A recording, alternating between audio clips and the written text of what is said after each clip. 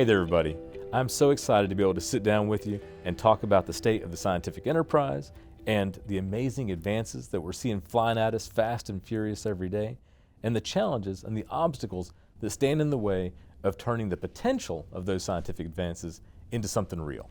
Today, I want to talk about a piece of legislation that's making its way through Congress.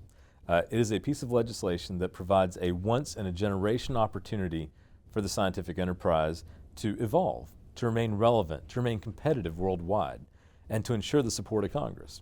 It's got various names. In the Senate, it was called the United States Innovation and Competition Act, or USICA. In the House, it was called the Competes Act. And now that the two bodies are negotiating, it's called the Bipartisan Innovation Act. Now look, whatever you want to call it, it is an important piece of legislation for the scientific enterprise. This important piece of legislation would reauthorize the National Science Foundation. It would set a bar for funding that is both high and appropriate. And it would also ensure that the resources that are provided by the federal government are coordinated with the resources that are provided by philanthropy and coordinated with the resources that are provided by industry, and see the entire ecosystem in a way that we haven't done before. The legislation also recognizes the importance of inclusivity in the scientific enterprise. If we're going to cure diseases, if we're going to go to Mars, if we're going to improve our understanding of the universe, we're going to need the brain power of everybody.